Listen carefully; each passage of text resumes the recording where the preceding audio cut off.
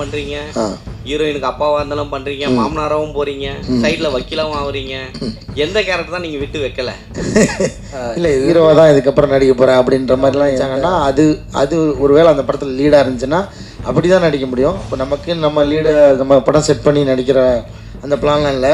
நடிக்கிற ரோல் வந்து சின்னது பெருசுன்றது அது யாரும் முடிவு பண்ணுறதில்ல. அந்த டைரக்டர் அது எவ்வளோ வெளியில் வருதோ அது அந்த ரோல் டிமாண்ட் பண்ணுறதை பொறுத்து தான் இருக்குது. அதனால் எனக்கு அந்த யாடி வேறு ஒரு ஸ்டார் கிடையாது.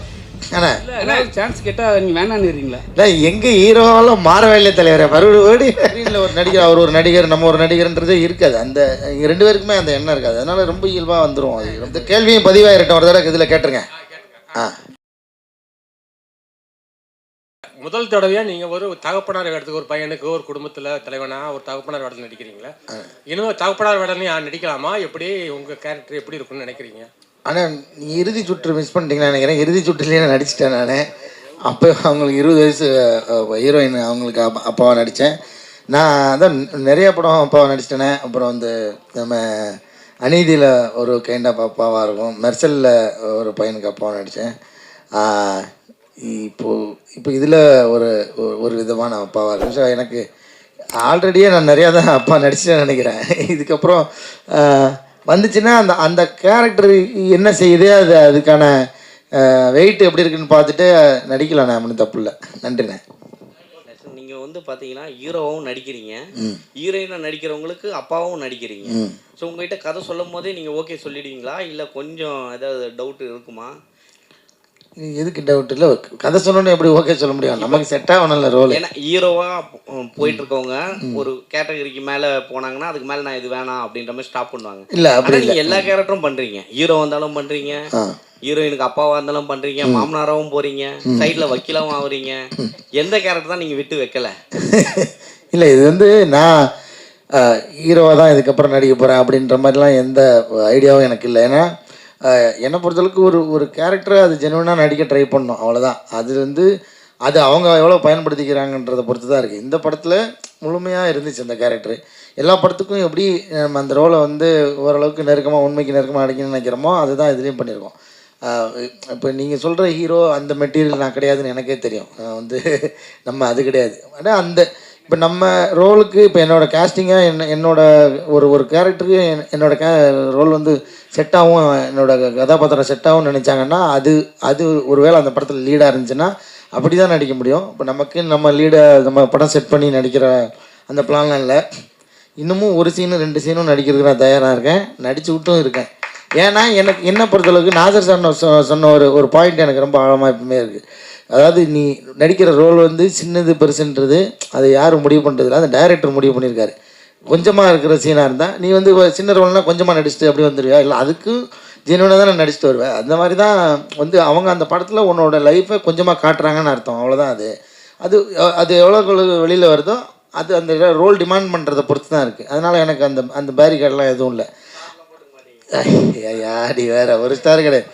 அண்ணா இது மாதிரி முனிஷ்கான் கூட எப்பவுமே நீங்க தொடர்ச்சியா வந்து நடிச்சுட்டு இருந்தீங்க. ஆமா ஆமா. இப்போ ஹீரோ மாறினதுக்காக நீங்க நடிக்கிறது இல்லையா, இல்ல ஏதாவது சான்ஸ் கேட்டா நீங்க வேணான்னுறீங்களா? இல்லை எங்க ஹீரோவெல்லாம் மாறவே இல்லை தலைவரை. மறுபடியும் அதையே பிடிச்சி இழுக்கிறீங்களா கொக்கி போட்டு? ஏன்னா செந்தில் கவுண்டமணி காம்பவுண்ட். ஆமாங்க, அது என்னன்னா அது எழுதுறவங்க எழுதணும்ல, அப்படி எழுதி. ஆனால் இருக்குது, படம் நடித்த படமும் இருக்குது. இப்போ திரும்பவும் நடிக்கிறதாகவும் இருக்கும். அவர் எனக்கு முன்னாடி ஹீரோ ஆகிட்டார். படம் நின்றுக்கிட்டு இருக்கு, ரிலீஸ்க்கு வெயிட் பண்ணிகிட்டு இருக்கு. ஆக்சிஸ் ஃபிலிம் ஃபேக்டரியில் மிடில் கிளாஸ்னு ஒரு படம் எடுத்து ரெடியாக இருக்குது ரிலீஸ்க்கு. அவர் எனக்கு முன்னாடி அப்படி பார்த்து ஆகிட்டார் சொல்ல போனால். என்ன அதெல்லாம் கிடையாது.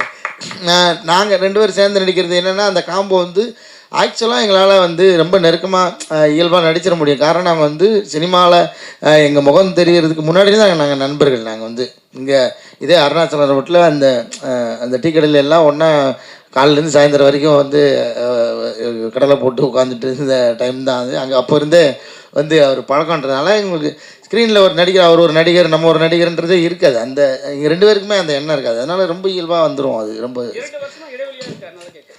இல்லை இடைவெளிலாம் ஒன்றும் இல்லை தலைவரே. அவர் நடித்த படங்கள், நான் நடித்த படங்கள் ஒன்றா வரல, அவ்வளோதான். வரும், நிச்சயமாக வரும். அண்ணா அண்ணா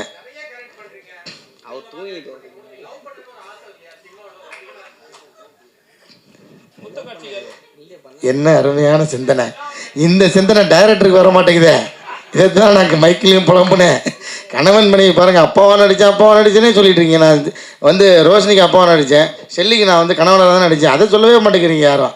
அப்பா கேரக்டர் நடிச்சிங்களா, அப்பா கேரக்டர் அப்படி பார்த்தா கணவனாக தான் நடித்தேன், ஹஸ்பண்ட் கேரக்டர் தான் நடித்தேன். அதை சொல்ல மாட்டேறீங்க. காரணம் என்னன்னா, இவர் அந்த மாதிரி சீன் வைக்கலைங்க. நான் என்ன பண்ணுறது? ஒரு அந்நியோன்யமாக கணவன் மனைவி இருக்கிற மாதிரி சீன் வச்சா தான் நடிக்க முடியும். நானும் எப்படி நடிக்க முடியும் சார்? ப்ரொடியூசர் டூயிட் ஆர்டர்னு இல்லை.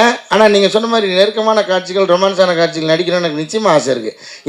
ஏன் சொல்கிறேன்னா, இப்போ ரொமான்ஸ் பண்ணிக்கிறதுக்காக கிடையாது, அது நம்ம வேணும்னா நம்ம வந்து அது விஷயம் கிடையாது. நான் என்ன சொல்கிறேன், ஸ்க்ரீனில் அந்த உணர்வை ப்ரெசென்ட் பண்ணுறது இருக்குல்ல, அது உண்மையிலுமே பயங்கர டஃப்பான ஜாப். இன்றைக்கி வரைக்கும் இருக்கிற பெரிய பெரிய ஸ்டார்லாம் பார்த்து நான் வந்து ஆடி போயிருக்கிற ஒரே விஷயம் அந்த ஒரு விஷயம் மட்டும்தான். எனக்கு இந்த ஃபைட்டு, இந்த பஞ்சு வசனம் அதெல்லாத்தையும் தாண்டி ஒரு விஷயம் மட்டும் நீங்கள் நல்லா ப்ராக்டிக்கலாக யோசிச்சு பாருங்கள். ஒரு ரொமான்ஸ்ன்றது 2 பேர் மட்டும் தனியாக பண்ணுறது, ஒரு 250 பேர் வச்சுக்கிட்டு நடுவில் ரொமான்ஸ் பண்ணுறது சாதாரண விஷயமே கிடையாது. நீங்கள் சொல்கிற மாதிரி அது ஆக்சுவலாக பெரிய தண்டனை.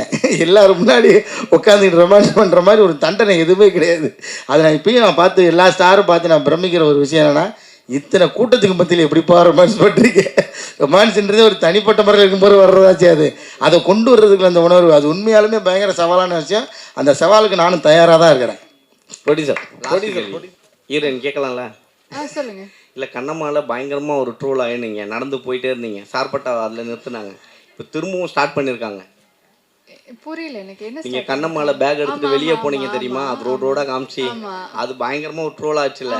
ஸோ அதுக்கப்புறம் இது ட்ரோல் ஆகிட்டு இருக்கு, அதை பார்த்தீங்களா? ட்ரோல் ஆயிட்டு இருக்கா? ஆமாம், நீங்கள் போகிற மாதிரி. அப்படிங்களா? சந்தோஷம் தான். ஸோ அடுத்த ஏன்னா நீங்கள் எடுக்கிற சூசிங்கான ஸ்டோரிஸாக இது பண்ணிட்டு இருக்கீங்க. இப்போ அடுத்தடுத்து யார் கூட பண்ணிட்டு இருக்கீங்க? இப்போ அடுத்து வந்து விஜய் சேதுபதி சாரோட மூவியில் ஒன்று பண்ணியிருக்கேன், தலைவன் தலைவியில் பண்ணியிருக்கேன். ஸோ அது அடுத்த மாதம், இன்னும் டேட் சொல்ல. ஸோ அதுவும் அடுத்து இருக்குது. இன்னும் நிறைய கதை கேட்டுட்ருக்கேன். ஸோ இந்த மாதிரி ஒரு பியூட்டிஃபுல்லான ஸ்டோரிக்கு வந்து அடுத்து வெயிட் பண்ணுறேன். சரியா? Thank you so much, press.